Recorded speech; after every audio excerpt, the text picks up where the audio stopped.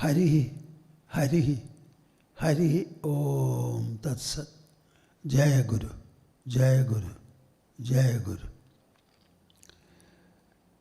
Shuddho Buddho Vimuktaha Shuddhi Shikhara Giram Mukhyatat Paryabhumihi Yasmad Jadam Samastam Jagadidam Amrtat Vyapya Sarvam Sthido Yaha Yasyam Sham Shavataraihi Suranaravanajayir Rekshidam Sarvametad Tam Bhoomanam Mukundam Hridigatam Amalam Krishnameva Prapadye Tam Bhoomanam Mukundam Hridigatam Amalam Krishnameva Prapadye.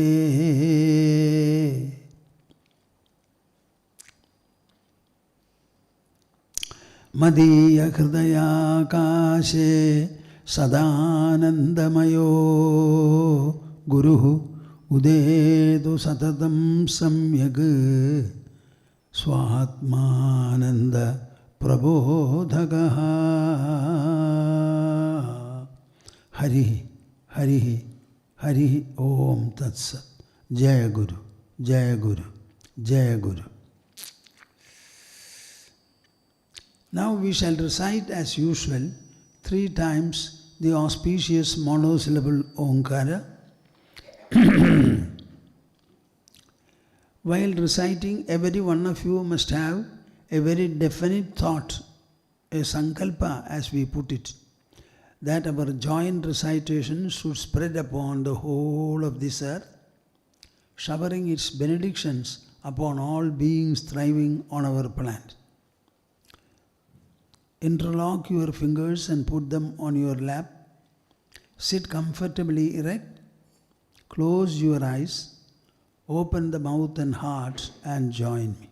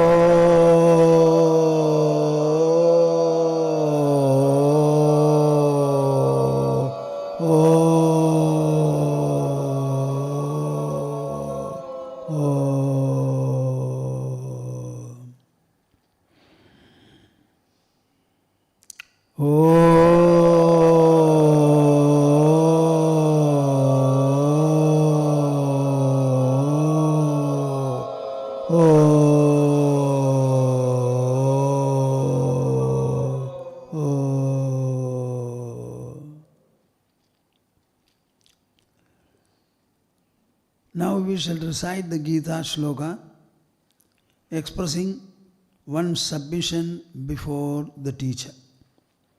Karpanya dosho bahata svabhavaha. Karpanya dosho bahata svabhavaha. Pritchami tvam dharma sammudha chetaha. Dharma sammudha chetaha. Yachreyasya Nishchitam bruhitanme. Nishchitam bruhitanme. Shishyasteham Shadhimam Tvam prapannam. Shishyasteham Shadhimam Tvam prapannam.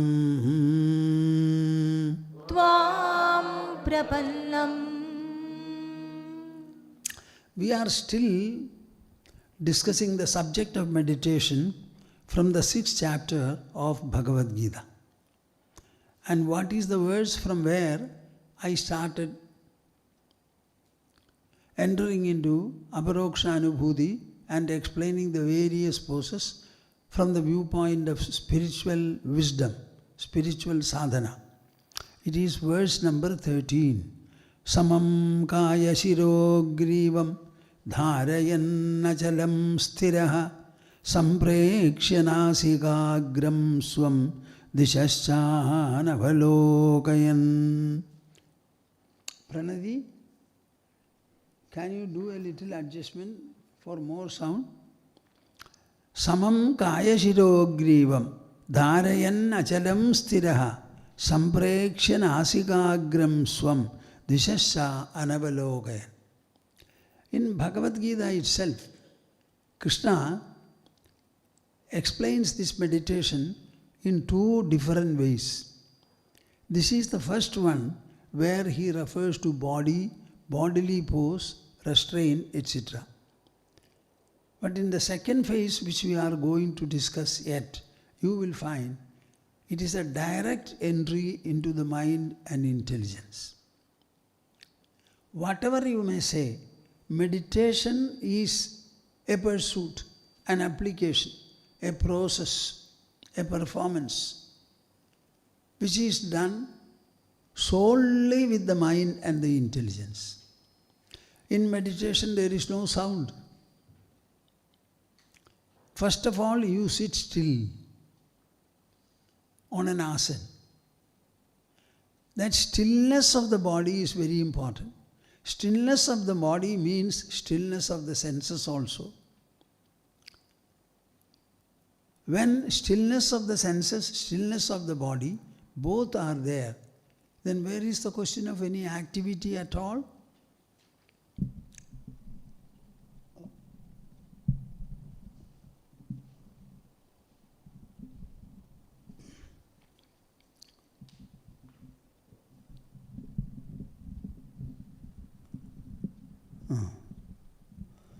Where is the question of any activity at all?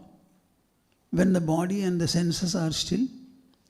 Then if the body is thus totally in a still position, what are the factors or constituents in your personality which can be employed? Only the thinking and the feelingful mind and the introspecting or ratiocinating intelligence. Nothing else. So meditation is actually a mento-intellectual pursuit. I have been always emphasizing, it is very distinct in my talks. The entire spiritual wisdom, the wisdom pursuit, is a solely mento-intellectual one. Mento-intellectual one. You don't do any worship. There is no picture. Even if you have a picture, when you close the eyes, where is the picture gone? You should understand that you have a mind. You should also understand you have an intelligence. And intelligence is the only agency to have any influence over the mind. Krishna is talking. Talking means what?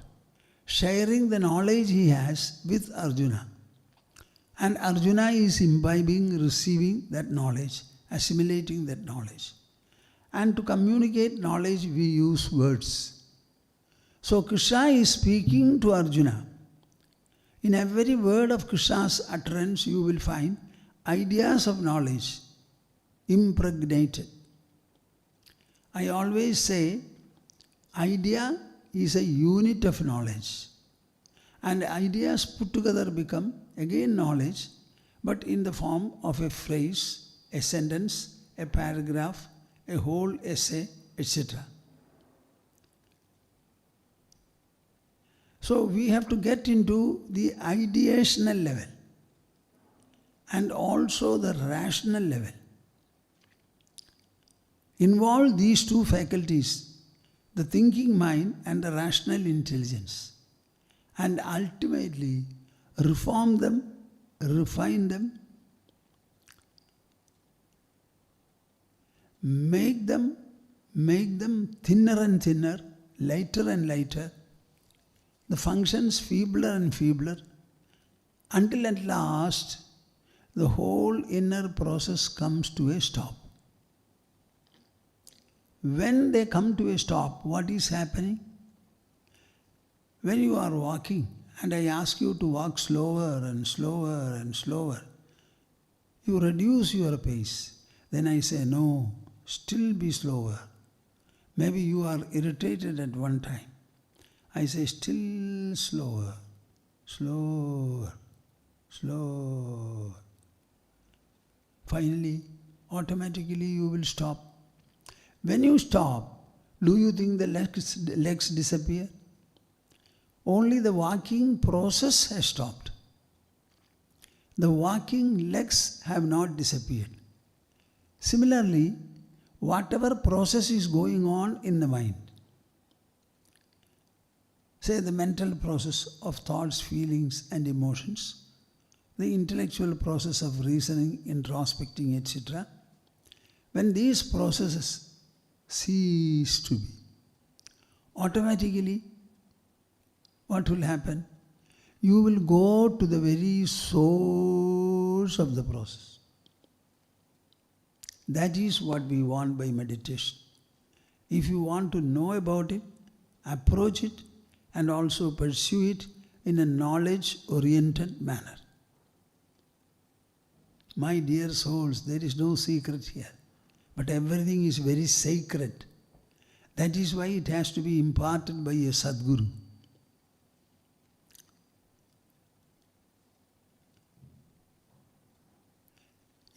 Mind is not visible, nor is intelligence so.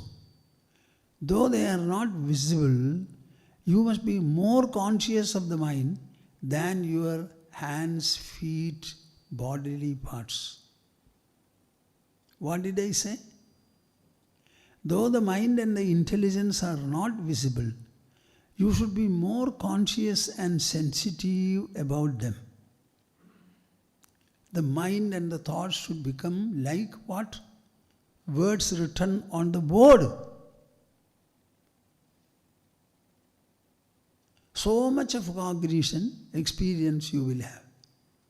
The observation of the mind becomes so subtle, so consistent, so tenacious, that every part of the thought process you are able to feel and know.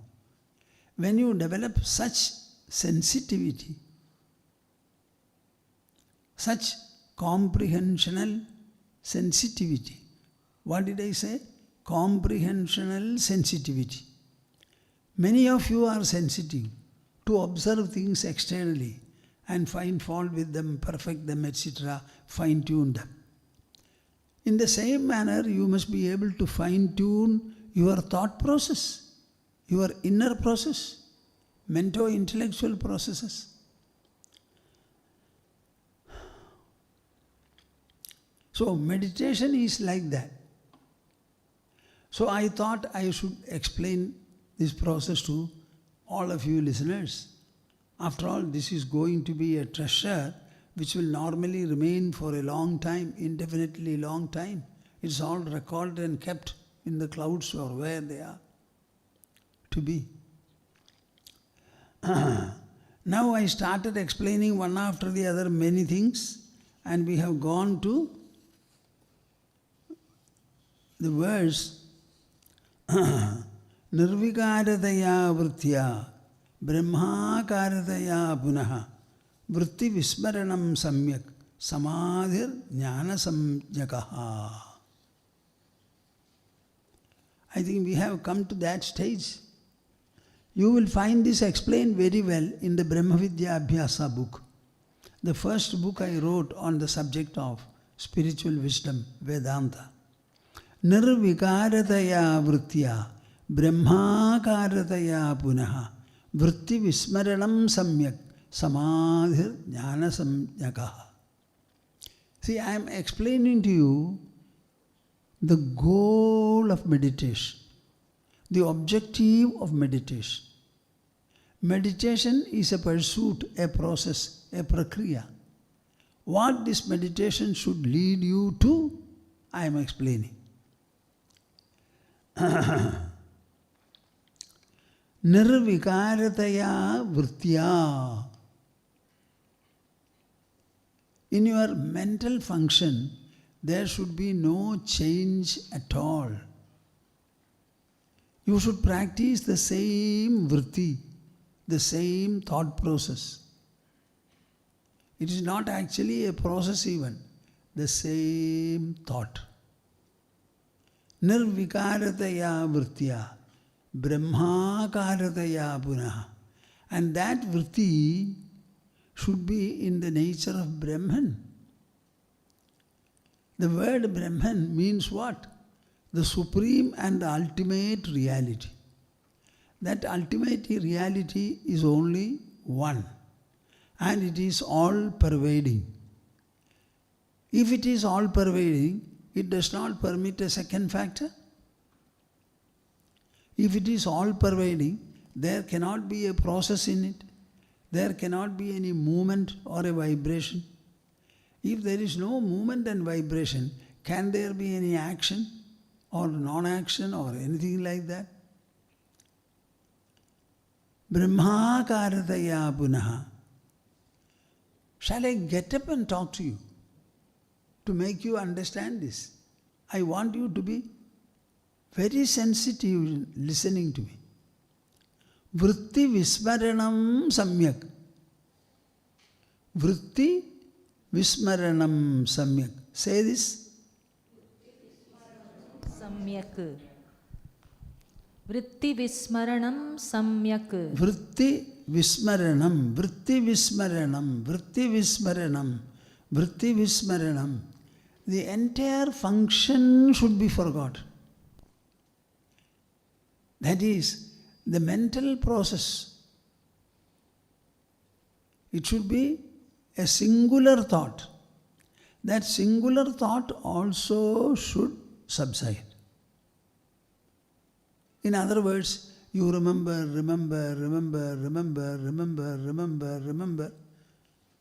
Think.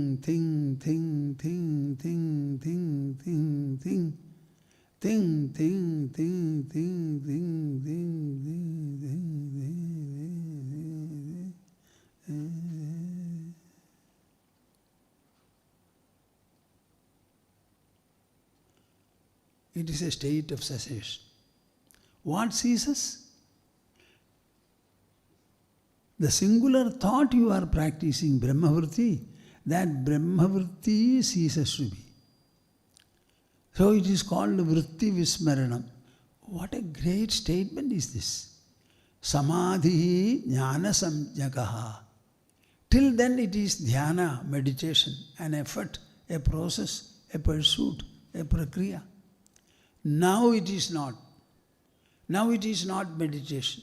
No effort, no search, no seeking, no goal, no objective, no desire, no want, no aim. Because everything will be only in the mind. Samadhi jnana samjakaha. Can you imagine, my dear souls, when the mind is treated with an optional thought, a singular thought, and the singular thought stabilizes itself in the mind, all the disruptions completely vanish, and the thought alone reigns and prevails and endures. And that prevailing thought also is led to extinction. Then what will you reach? You will reach the source of the whole process. The source of the whole process means what? Not merely the source of the mental thought process, the intellectual process. When you wake up and the mind becomes active, then only it activates the senses and the sensory perceptions appear. The entire colors are created by our eyes. The entire sounds are created by the ears. The entire smells are created by the nose. Tastes are created by the tongue. And touches are created by the skin. Are you with me when I say this? No object has any color at all. The color is a derivative of our own eyes. Blind people also live in this world. For them there is neither color nor shape even. But they can feel it with the hand. They can say this is perhaps round and all that.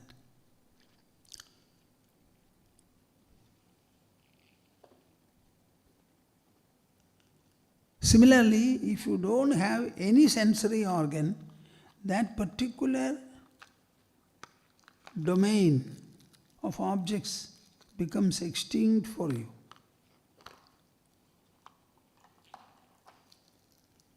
So, vritti vismaranam samyak. So, vritti vismarana, the cessation of all vrittis takes place, and with that, you are reaching the source of the process. Means what? The source of the inner mind and the inner intelligence and ego, plus their resultants. What are they? The entire world of sight, sound, smell, taste and touch. The source of all these you are reaching.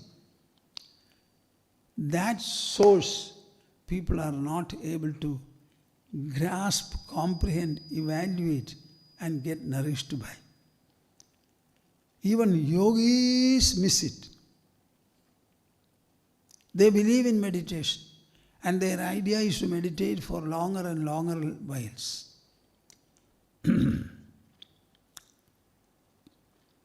They don't understand that they have reached the source of the mind. Source of the mind means source of the objective world. Source of the objectitude itself. All the objects are sourced from something which is not an object. The objects could not have come from another object. Then the enquiry will be, what is the source of the second causal object? Ultimately, when you go to the first object and the source, you will find the source is always a no object. The source of all colors means no color, color freeness.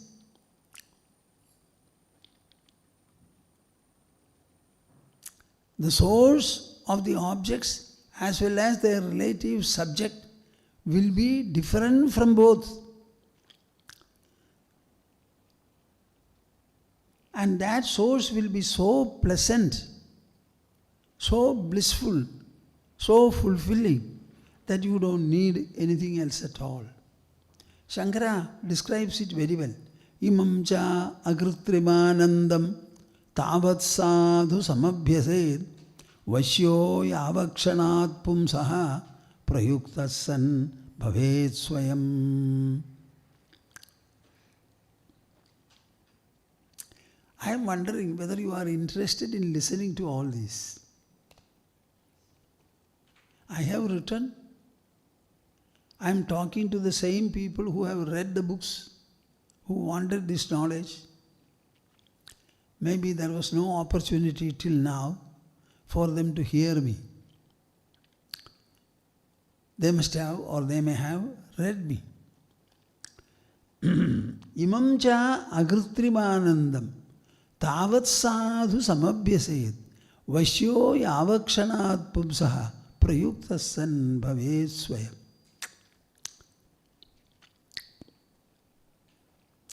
You know, I read all this when I was in Calcutta in my pre-sannyasa life. Most probably, these verses I must have read while traveling on the tram.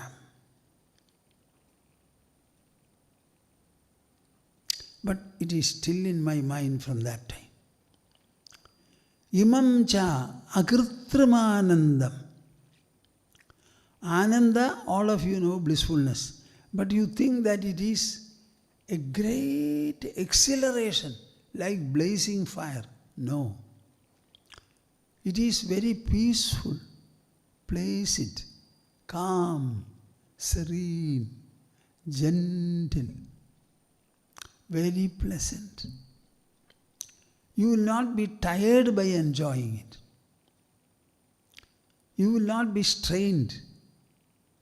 You will not have any scar. By sleeping, do you have any problem? No. Is it tiring? No. Similarly, this blissfulness, after all you experience it, that experience will be so sublimating, nourishing, fulfilling, calming you down, very refreshing. But,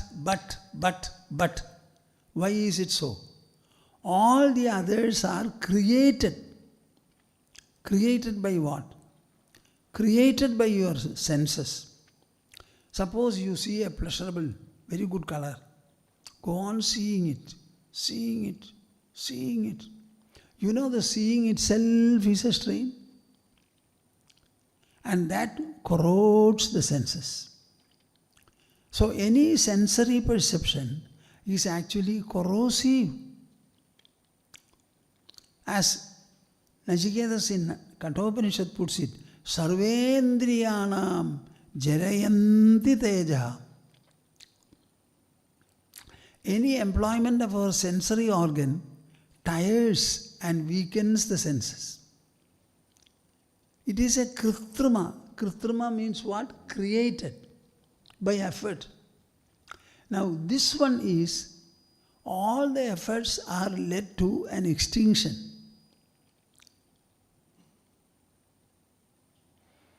All the efforts, what did he say? Vritti vismaranam. Practice the vritti, practice the vritti, practice the vritti. Let it become lighter, feebler, slower, gentler, softer, softer, softer, feebler, slower, slower, slower, slower, slower, still slower, slower, slower. And stop.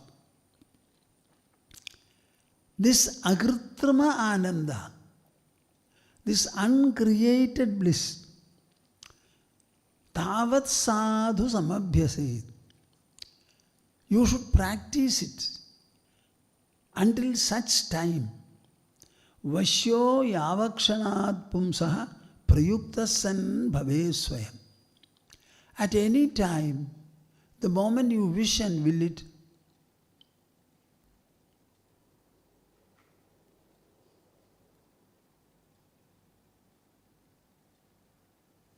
you must be able to be in that.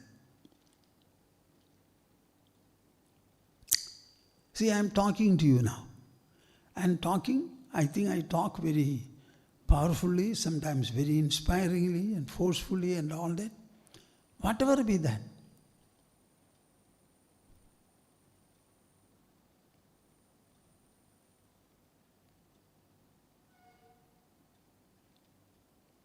I will show you with another.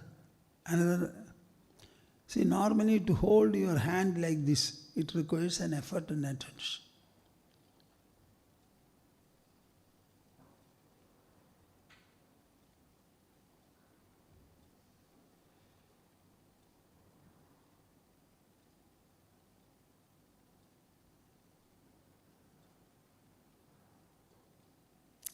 This is how the mastery should be gained. Your thought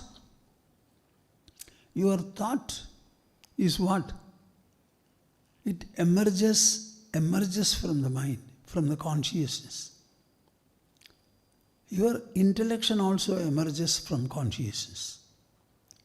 Can I say it is a vibration? No. Because it is filling everywhere. It cannot vibrate. Can it be a movement? Not at all so. So can there be any comparable process? comparable to the matter world and materiality. No, it is unlike matter, unlike energy.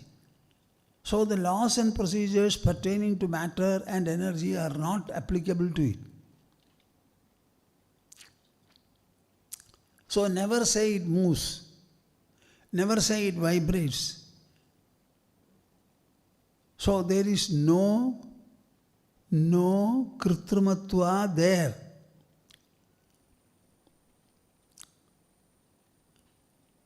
We are going to the substance from the process.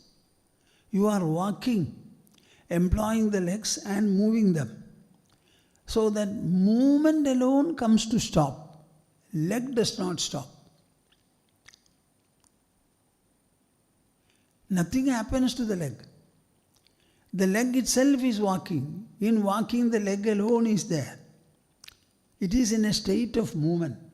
But the consciousness inside the body cannot move. So what happens? Akritrimanandam. It is a bliss, no doubt. A bliss born without any activity, without any vibration, without any process, without anything. Because it is so, that is everywhere, anytime in you. While I am speaking, the vocal system is activated by my wish and will. What all things are coming out of the mouth. And for every sound, there is an involvement of the vocal system.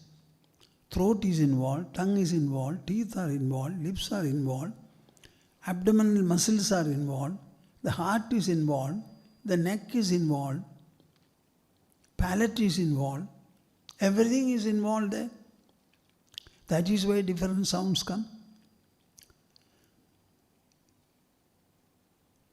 All these processes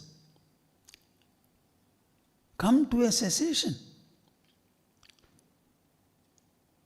And the substance is there. So to get at the substance, there is no distance involved. There is no time or effort called for. You are moving, stop.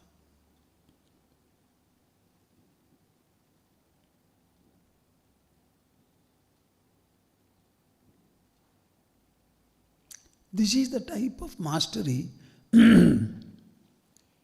the seeker and the enlightened person should achieve. Vashyo yavakshanaat pumsaha prayukta san bhavet swayam. Only to tell you the whole of Aparokṣānubhūtiḥ, how Shankara puts it. Ebhirangai samayukto rajayoga udahritaha kinchit pakvakashayanam hatayogena samyuta. Ebhirangaihi. Altogether Shankara has referred to 15 limbs. Samayukto. This is called Raja Yoga. This is that kingly yoga or royal yoga. There are so many yoga practices and theories. Out of all of them, this has got that royal distinction. Kinchit pakvakashayanam. When the mind is not pure and it suffers from a variety of desires, hatayogena samyuda. They will have to mix it up with some hatha yoga. Hatha yoga means what?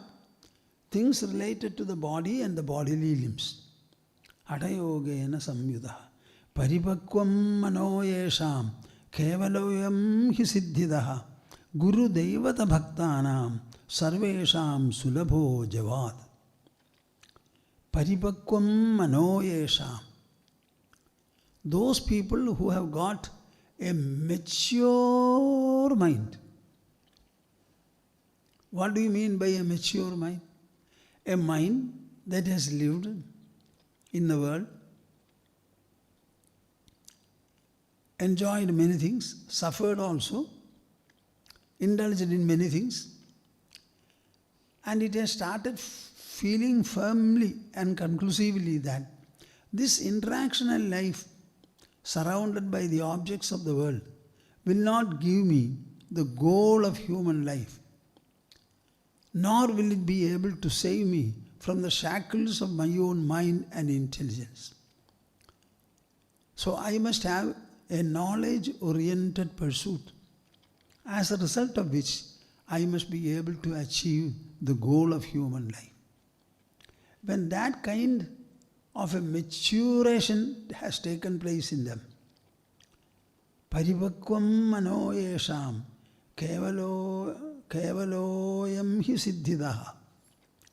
This Raja Yoga, the focus of which at every point of time is the inner mind and inner intelligence. Kevaloyam hi siddhidaha. This 15-limbed Raja Yoga itself will give them the goal aimed at. Especially when Guru Devata Bhaktanam Sarvesham Sulabho Javad. It's a very great statement. People who are lovers and devotees of Guru and God, Guru and God, Guru Bhakti and Deva Bhakti, Sarvesham Sulabho Javad, they will be able to practice and attain perfection very soon.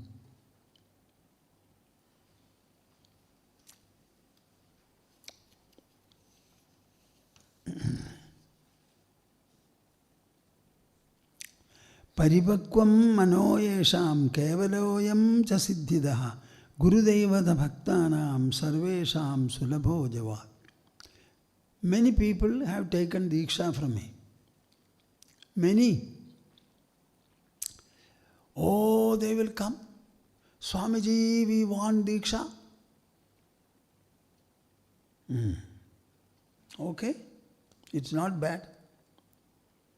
I will explain to them that this is the last thing in human life.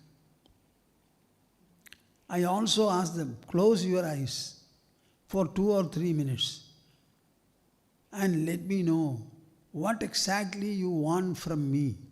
And remember this episode.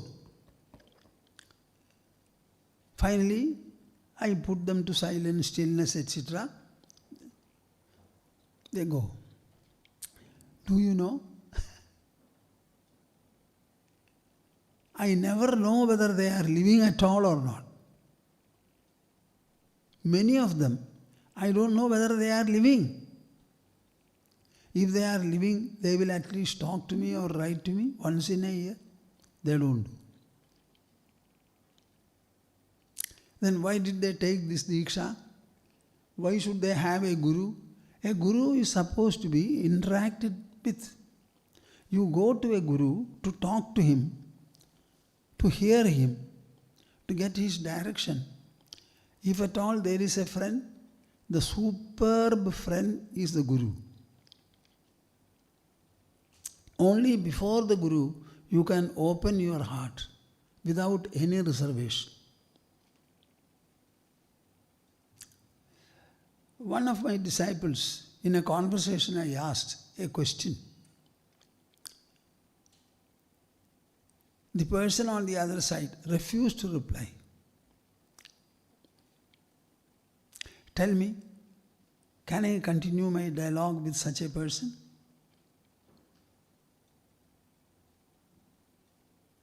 So what am I supposed to do? I am supposed to get into the hearts and minds of people and extract from them everything undesirable and install there everything desirable. This is the role of the Guru. So if at all there is a dialogue, whatever occurs to me, I will ask. So the answer should be very open and frank. And that person continues to come to me, but I never speak to that person. One question I asked, and the answer was refused.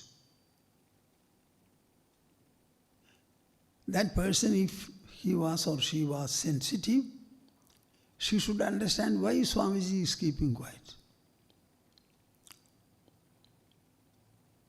So what I mean by pointing out to these instances is, this is not bhakti. You go to a Sadguru thinking that there is no other source of reliance for you to approach and have relief, direction and fulfillment from. That is why you go. Having gone to such a person, can there be any kind of a reservation, fear? Anything you can talk to him. Suppose you have a doubt, Swamiji, I have some doubts about you. What is the problem in speaking? Raise the doubts. Swamiji will answer you. And the answers will give you some kind of a clarity. So, Gurudevata Bhaktanam Sarvesham Sulabho Javad. So, you must have sufficient reliance on God, and it is that godly reliance that gets transformed into Guru Bhakti. Now, we go back to Bhagavad Gita.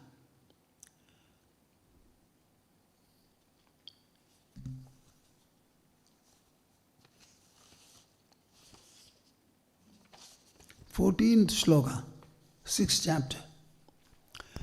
Prashantatma vigatabhi brahmachari vrate sthitaha manas samyamya machitto yukta sita matparaha.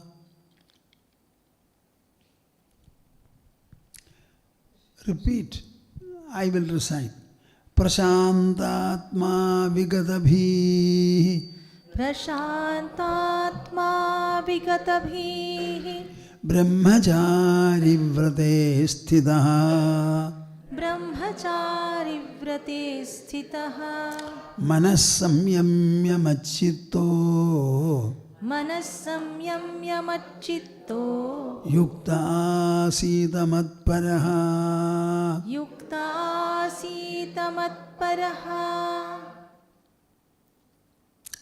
Prashantatma Bah. All these words require exclusive introspection. You should reflect upon them. Prashanta Atma. The word Atma refers generally to the self. But what is meant by Prashanta Atma? Here the word Atma refers to what in you will become prasanna, peaceful. Do you think the body will become peaceful? You can say the body is relaxed. It is not tense. But when you use the word placid, prasanna, composed, relaxed, restful, poised,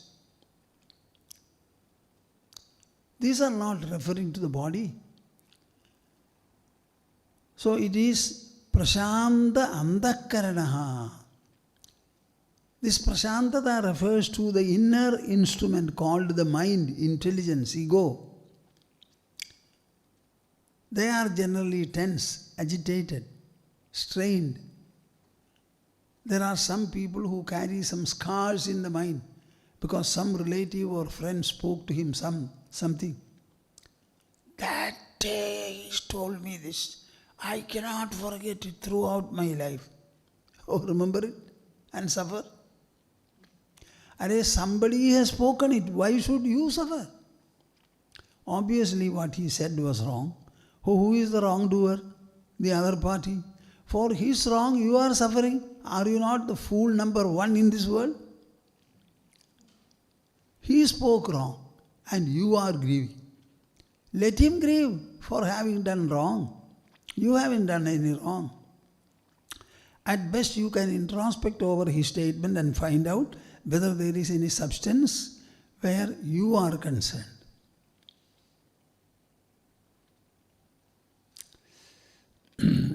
So, prashanta atma, vigata bhi, have no fear at all.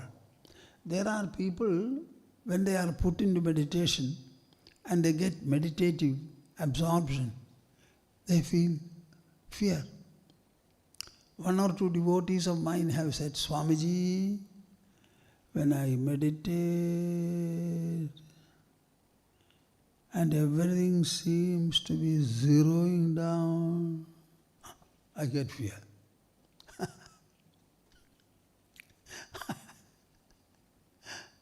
Fear is when your mind your mind itself is dissolving. Do you have fear in sleep? That these are all obstacles posed by the mind and the intelligence.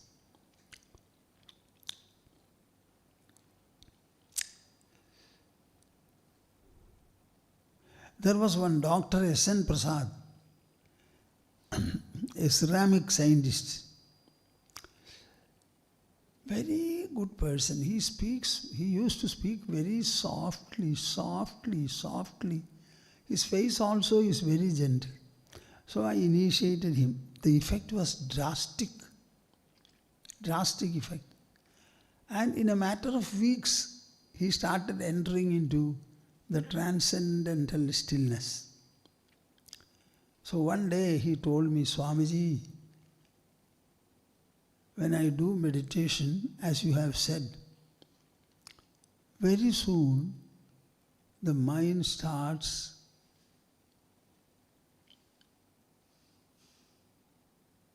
and I fear. I said, why are you fearing?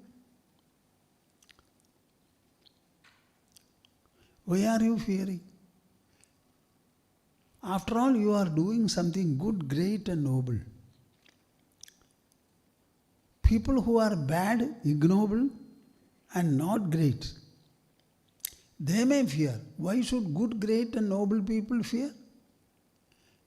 If there is anything for which God Himself will reward you, it is because you practice meditation. Nobody does it. So considering the virtuous nature of what you do, the desirable nature of what you do, the most harmless nature of what you do, and the intention is not to amass something from the world, but to rise above the world, leaving the world for others to enjoy in full measure. Rewards will come to you from multiple directions, but never any source of fear. He was consoled, and he used to have very beautiful states of absorption. Vigata bhi. Understand that you have nothing to fear. People say, when my ego also goes away, what will happen to me? Will I go to a zero position? What? Many things you are doing, and the I in you still continues to be the I. There are dacoits, their I survives. There are murderers, their I survives. There are immoral people, in them also the I survives. Why should it not in you? So somehow the fear is an element which affects some people. So have no fear. Brahmachari vrate sthita. Whatever is said and done. Celibacy is a very great discipline. Celibacy. What is celibacy? Remaining without marriage, which means not taking recourse to any kind of a sexual indulgence. Till one is married, he is not supposed to have any kind of an indulgence. Suppose he wants to have indulgence, then he should formally, in the presence of others, get married. People should see this is the husband and this is the wife. Then they can go together. Nobody will say anything. Otherwise, if a man goes on moving closely with a woman, they will start making stories. They are right. So marriage is a social event where the relationship between a man and a woman is recognized as married and marital. So until then, all are supposed to be brahmacharis. After marriage, you have to practice celibacy. I had written an article or a literature or something, celibacy a sadly misunderstood virtue. Celibacy is not understood properly. Celibacy has to be intermittently practiced by married people. Celibacy is a practice. Brahmachari vrate sthidaha. So you should take it as a vow, as a discipline, as an inherence. Sthidaha. Manas samyamya machito.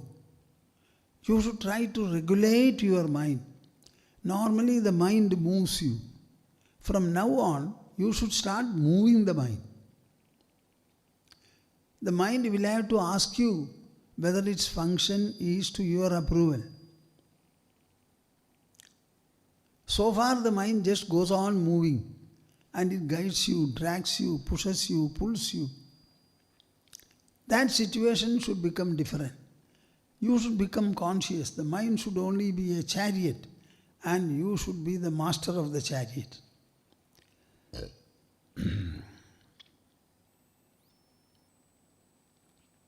Machitto. Many people do not understand in what position Krishna was when he was advising, instructing Bhagavad Gita to Arjuna. Every time, every day we chant the verse. Shishyasteham shadhimam tvam prapannam. I am your disciple, Krishna, not your brother-in-law, not an illustrious fighter. Everything is gone. I could not hold my bow and arrow. Can you call such a fighter as an illustrious fighter, as a valorous fighter, as an adventurous fighter? So all that is gone from me. I have become a nobody and a nothing. All that I can say is, I have listened to your word and I find inspiration, hope, relief, and trust in what you say. So you are my Guru. Sit in the position of the Guru and instruct me as you will a student. So Krishna is speaking from that position. But we have made a Bhagavad Gita in which we say Bhagavan Uvacha, Bhagavan Uvacha, Bhagavan Uvacha. Where is the Bhagavan here?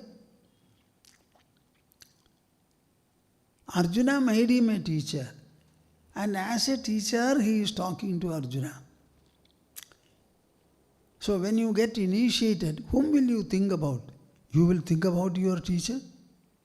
That is why you have gone to him.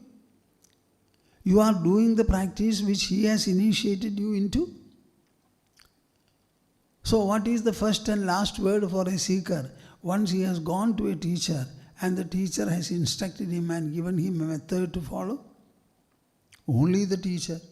Any other thought is a distraction, is a disloyalty, is a denial of wholesomeness in your pursuit.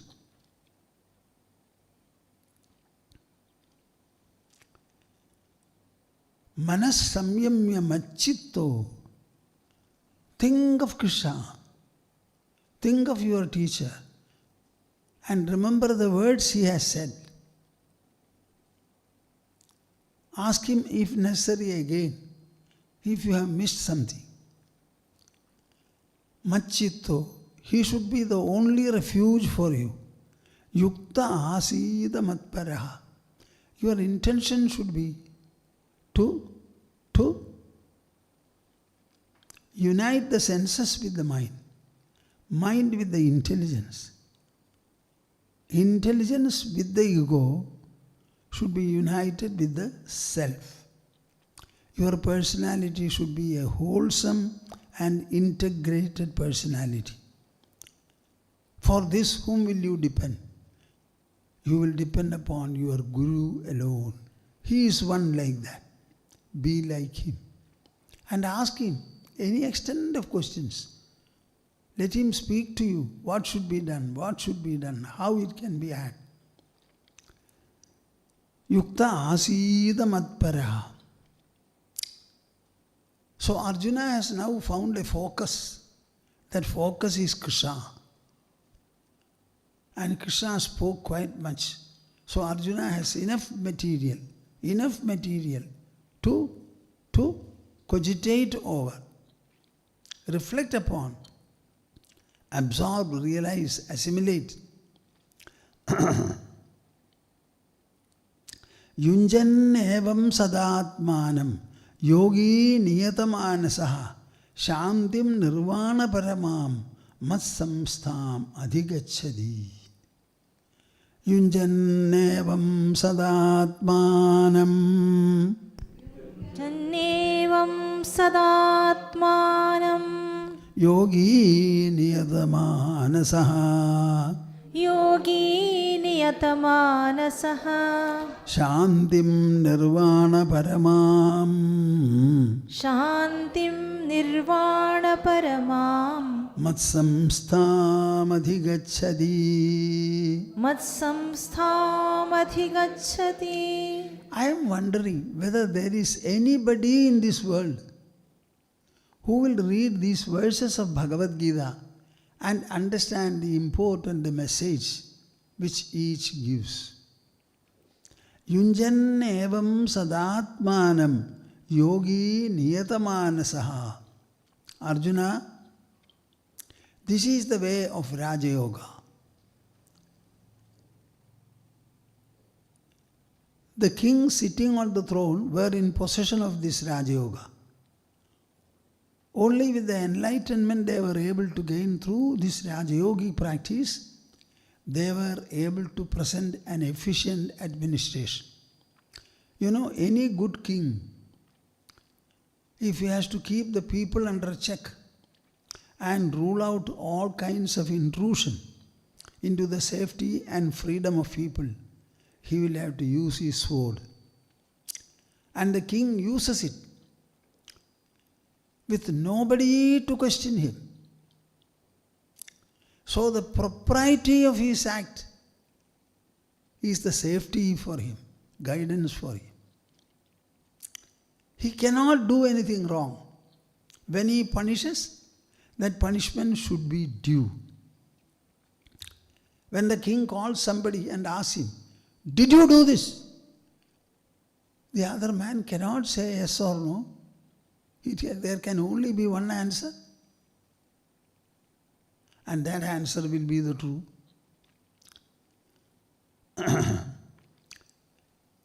There were kings who were tired and who were afflicted by the act of punishment they have given to so many people. So he had to reward the virtuous and punish the wicked and liberally do this. So they must have had occasions to kill, cut the necks of several people. After some time, after all, it is a personal encounter between the king and the culprit. So they left the throne. And what else could they do? They only went into the woods, forests, sat there. They started handling their own mind and their own intelligence. They lived in seclusion. They practiced austerity, applying to the senses, mind, intelligence and ego. And after a period of time, they became totally different. They were not kings. They became renowned ascetics. On the throne, they flourished as a king, as a ruler, as an administrator.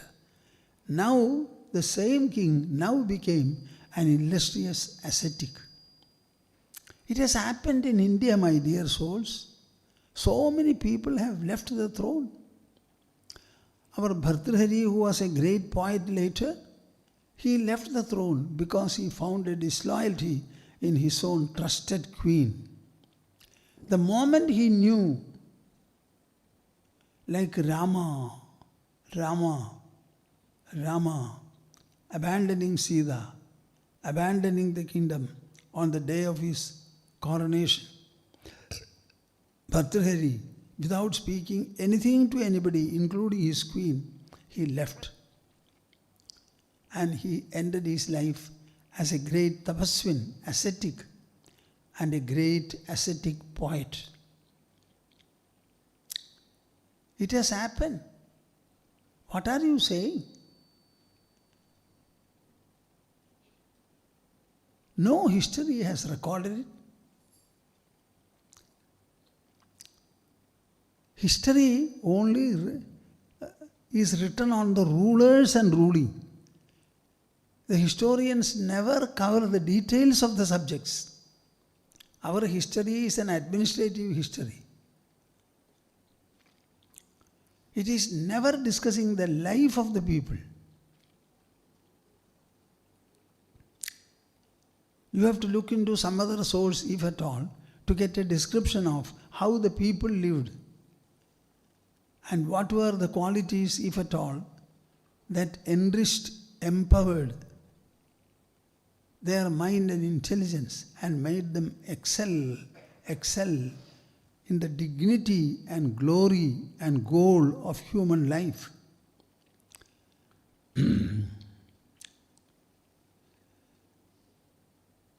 Prashantatma vigatabhihi brahmachari vrate sthitaha manas samyamya machito yukta asida matparaha yunjannevam sadatmanam yogi niyatamaanasaha shantim nirvana paramam matsamstam adhigacchadi. I think you should recite this verse well. Yunjannevam sadatmanam Yunjannevam sadatmanam yogi niyatamaanasaha Yogi niyatamaanasaha Shantim nirvana paramam Shantim nirvana paramam matsamstam adhigacchadi. Matsamstham adhigacchati. In crucial statements and revelations, Krishna will always use the present tense. He says, Matsamstam adhigacchadi nirvana paramam shantim. People attain this. When he uses the present tense, if it has a meaning, what does it mean? Arjuna, what I am telling you is a very common knowledge. I speak in my own style, in my own vocabulary, in my own phraseology. But the knowledge is available in the country. And many others are instructing this knowledge to the accredited disciples that go to them. So, this practice others have resorted to and they are attaining the goal. It is not restricted to one Krishna and one Arjuna even during his time, Krishna's time. Evam yunjan sada. Practicing always in this manner. Yogi niyatamanasa. After a few years of practice, I don't want to say how long. If you are sincere, earnest and wholesome, I don't think it will linger on to decades. It can be 3, for best sadhakas 3 years, for mediocre level 6 years, and for all and sundry 12 years. This is the time limit our Shastras speak about. So, evam yunjan, trying to unite the thought with the thinker with the thinking substance, and arrive at the state of nirvana within you, Yunjannevam sadatmanam yogi niyatamanasah. He becomes one with a restrained and regulated mind. Shantim nirvana paramam. He attains shanti, quietude, beatitude, nirvana paramam. That quietude which conduces to redemption. Matsamstam adhigacchadi. This nirvana is seated in whom? Guru is the source of it. Teacher is the source of it. His words alone can reveal it. So what is the authority and source for this nirvana? It is the teacher, teacher, teacher, teacher. When you go to a teacher, you only listen to him. You don't read a variety of books after going to the teacher. Whatever books he recommends. And which are the books? We have got the Prasthanatraya. These are the books. Then Prakarana Granthas also are there. You don't indulge in reading so many other things. It's not necessary. It's a very mischievous diversion. Nirvana paramam matsamstam adhigacchadi. Shantim nirvana paramam matsamstam adhigacchadi. So they reach the state of nirvana, redemption, total release, unconditional release from the shackles of the mind and the intelligence. He will never have any kind of a doubt or grief about his birth or death or about the duration of life that is between the two.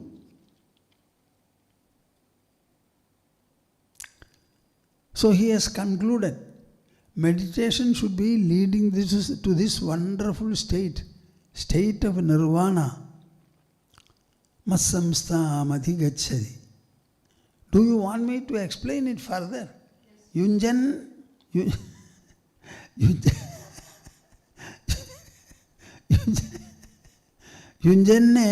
sadatmanam.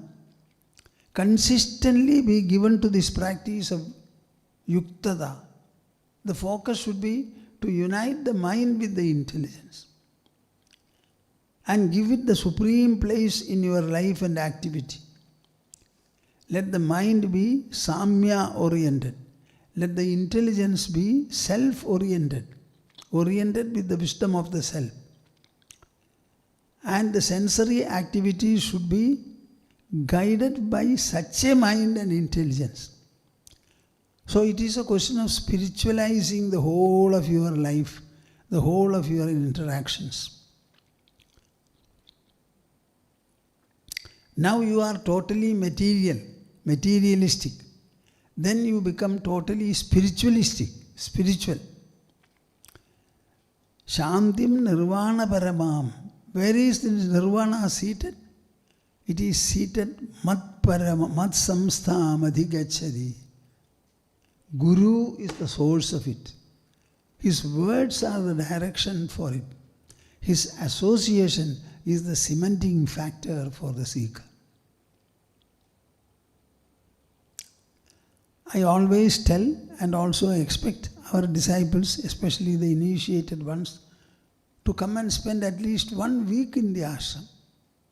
But most of them never turn this side. Oh, for getting Diksha, what an earning they had.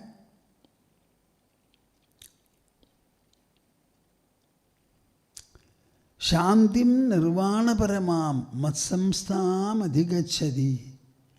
Now, Krishna continues to say, you should understand, Krishna was not a sannyasin, nor was Arjuna supposed to be one. It's a dialogue that took place between two householders. Both of them were married, not to one wife, more. Natyashnatastu yogosti najaikam tamanashnataha najadi swapnashilasya jagrato naivaja Arjuna.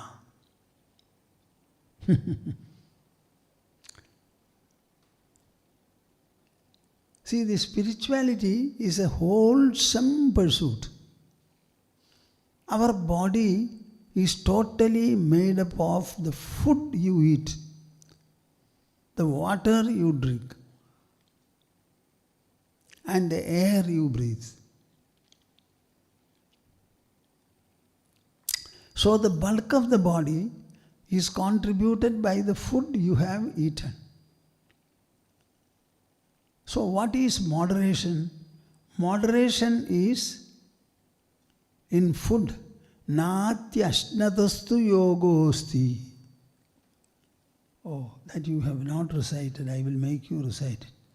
Natyashnatastu yogosti. Natyashnatastu yogosti. Najaikam tamanashnataha. न चैकान्तमनश्नतः न चाति स्वप्नशीलस्य न चाति स्वप्नशीलस्य जाग्रतो नैव चार्जुन जाग्रतो नैव चार्जुन. Krishna says, Samatvam yoga uchyade. He defined yoga as samatva. What is that samatva? Sukha dukkha samatva. What are the sukha dukkhas? The only outcome produced by the sensory interactions with the world. All the sensory interactions produce only sukha dukkhas in the level of the mind. Here he says, one should not have excess eating habits. That Ati bhojana is not good. Najaikamtam anashnadaha. In the name of spirituality, you should not be partially or excessively starving also. Nachati swapnashilasya. You should not sleep unduly long. Jagrado. You should not be wakeful also for unduly long period. Naivacha Arjuna. So what is it? Your food on the one hand, sleep on the other, and wakeful state. Be active. We have about 490 odd muscles and joints in our body. All of them are supposed to be moving. If they don't move and they remain still for a week, that particular joint and muscle will become unfunctional. Now, what is that activity which will make all these muscles work? It is a big question before everybody. They say that walking is one and swimming is another. When you enter into the water, you will be drowned. You have to remain afloat, and the whole body has to be afloat. As you will walk on the ground, you should be able to remain afloat in water. The whole body weight. That means you will have to move your hands and feet properly. Taking the whole weight, though the weight is reduced in water. So these exercises you should do. So you should not overeat, you should not undereat, you should not oversleep, you should not undersleep, you should not remain over-wakeful, you should not be under-wakeful also. Just see. Now these regulations can come only from a sound instruction from the teacher and an obedient pursuit of the instruction. Let me stop. We will take up the subject again. I would like to know from our viewers, how do you respond to these presentations? Did I do something good, necessary and desirable by incorporating Aparokṣānubhūtiḥ and the like in order to drive home the message of this beautiful spiritual wisdom pursuit, Krishna only spoke to Arjuna. Arjuna only heard Krishna. Fortunately, Arjuna was able to absorb and assimilate the message every time. When Arjuna had a doubt or a question, he raised it before Krishna and he clarified. It was thus that the dialogue was extended to cover 18 chapters. Otherwise, the whole of the instruction was completed in the second chapter at the end of it. Esha brahmi sthidih partha nainam prapya vimuhyadi stitvasyam andakalebi brahma nirvana mrchadi.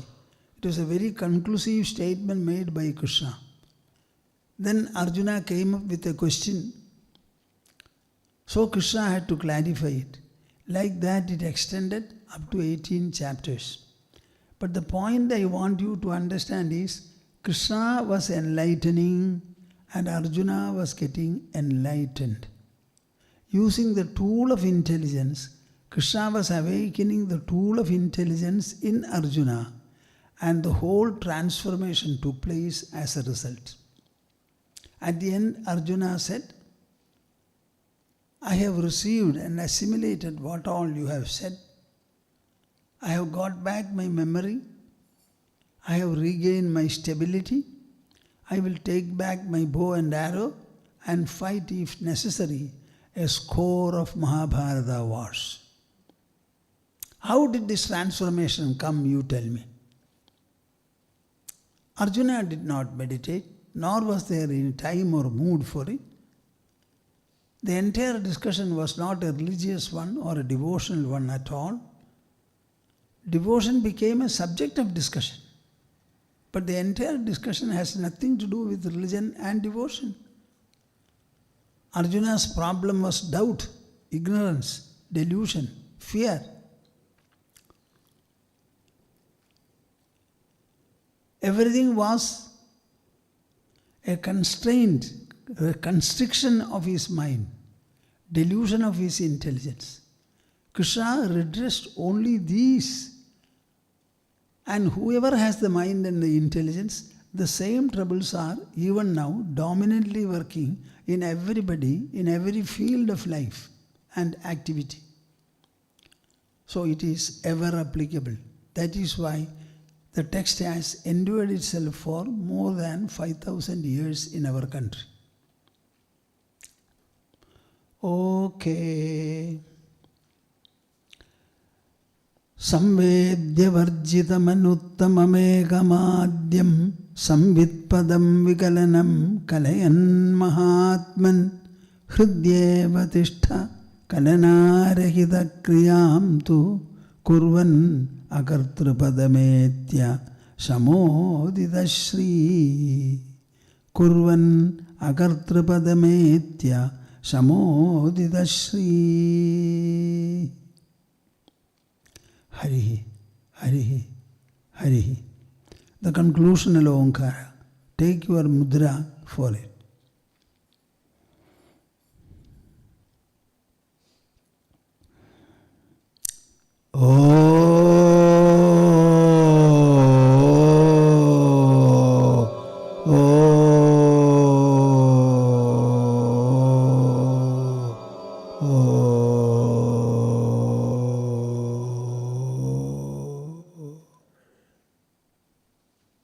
Hari Om Tas. Jai Guru, Jai Guru, Jai Guru. Okay. Let me see how you think about it. I had asked you to let me know how you are taking to these extra expositions. Okay.